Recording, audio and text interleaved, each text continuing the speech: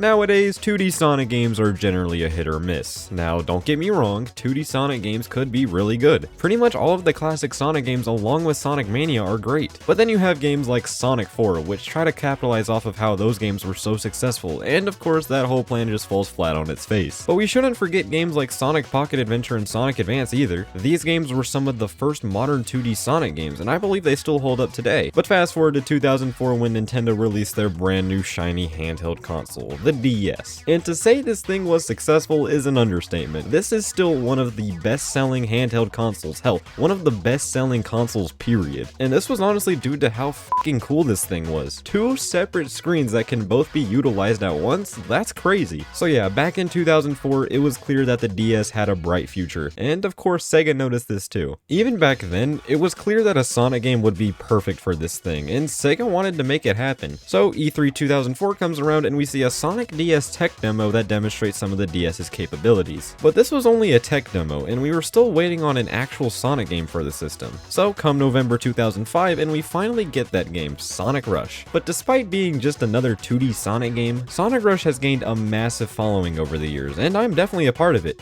But why is that? Well, let's find out.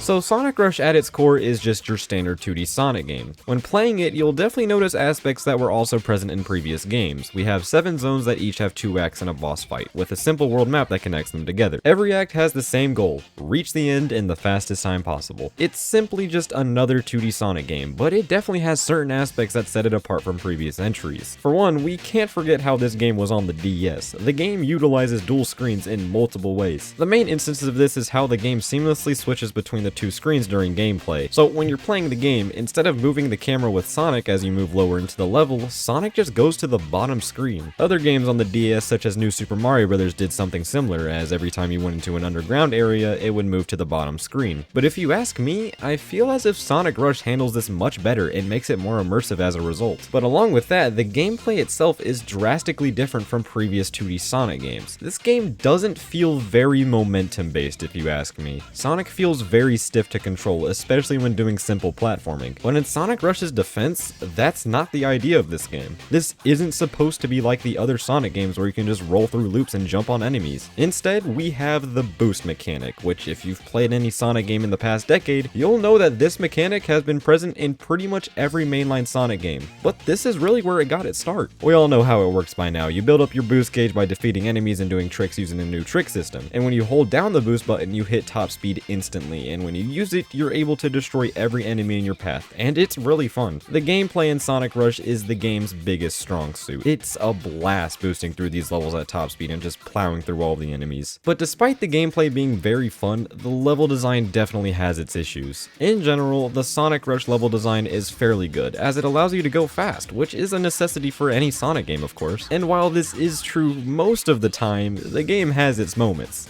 A lot of moments. Let's start with the bottomless pits. Just why? For one, platforming in this game is not the best because, as I mentioned before, this game is simply not meant for that kind of thing. For two, bottomless pits just break the flow of the game so much and cause so many unnecessary deaths. If I'm blasting through these levels at top speeds, then I shouldn't be worried about boosting headfirst into a death pit. And this isn't just an issue in Rush. Pretty much every 2D Sonic game that was worked on by Dimps has pretty awful level design. The advanced games especially, those games have very bad level design in many moments, and I guess that DNA just carried over to Rush. Also, I really don't see the need to have multiple level-specific gimmicks that just break the pace of the game. There are a lot of moments in these stages where you're either waiting around or just not doing anything. For example, multiple levels have these enemy rooms where you need to defeat all of the enemies to get through, and like, what's the point? You have the most broken ability at your disposal to just wipe out all of these in just a few seconds, so what's the point of stopping the flow of the game for this? All in all, Sonic Rush is a very fun game to control, but the level design definitely isn't perfect. As mentioned before, this game also has boss fights, but to be completely honest, they all work very similarly. Basically, just run around and avoid the same attacks until their weak point is revealed, and then you slowly chip away at their HP until they're dead. At least this is true until the final boss, where you have to do a bit more than just dodge the same attacks, but the bosses are fine, they're not terrible or anything. But the special stages are really fun if you ask me. The half-pipe special stages from Sonic 2 return, but with a new twist. You use the DS's stylus to move Sonic left and right to collect rings, which you need a certain amount of to collect the Chaos Emerald. And despite it seeming like it would be an awful gimmick, it works really well. I always have a lot of fun playing the special stages. However, the later ones could get a bit rage-inducing due to the fact that it's hard to see incoming obstacles at some points, but I can look past that. The level environments in this game are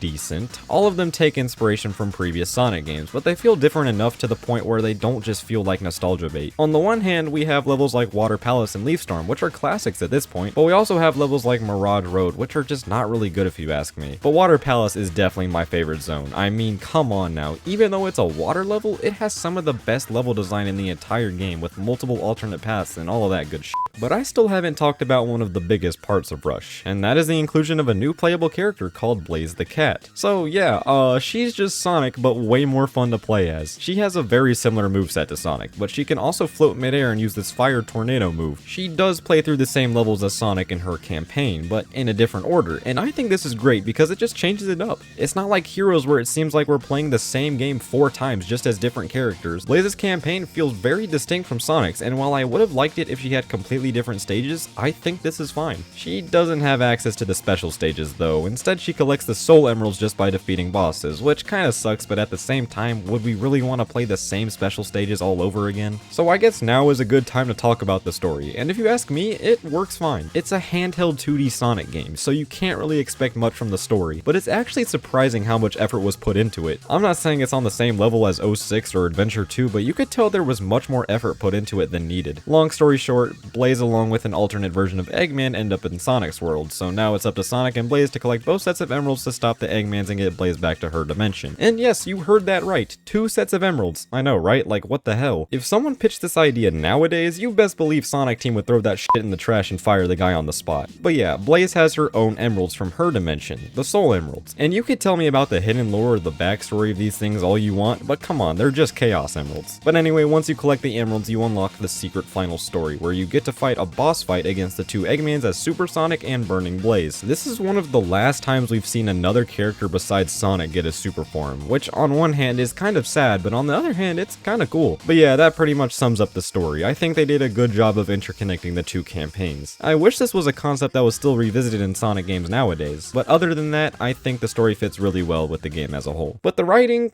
could use some tweaks, definitely. Now I get it, having serious Sonic in a game like this is a big ask. And don't get me wrong, he still has good moments in this game, but comparing it to other Sonic games that were released around this time, I feel like the writing is a bit lackluster. It just doesn't really do it for me, but like I said before, and I will reiterate this as many times as I need to, I'm not saying the game is worse as a result of the writing, because that's simply not the type of game this is. The writing doesn't make the game worse, but it sure doesn't make it better. But the soundtrack, this is one of the best Sonic soundtracks ever, just because of how unique it sounds. They got the composer of Jet Set Radio to do this game's soundtrack, and it slaps so hard. And honestly, I think the soundtrack is what gives this game so much character in the first place. Sonic Rush has this unique, funky feel to it, which I think fits Sonic really well. It's hard to explain, really. There's just a certain vibe that this game has that just makes it stand out from the other Sonic games. Without it, I think it would feel like just another 2D Sonic game, just with a boost. It's really good, but it's just a shame that nothing like this was ever revisited. But all in all, I think Sonic Rush still stands as one of, if not the best 2D Sonic game, mainly because it's just fun. I think that nowadays, Sonic games just lack character and aesthetic that truly makes them stand out from one another, but with Sonic Rush, they weren't afraid to make it different. I'm gonna give Sonic Rush a solid 7 out of 10 for simply being a fun game and unique from other 2D Sonic games. But that's going to end my Sonic Rush review, everyone. I really hope you all enjoyed, and let me know what you think about Sonic Rush in the comments down below. Do you like the game? Do you not like the game? I would love to hear your thoughts. But that's all from me, guys, so thank you all so much for watching, and I'll see you all later.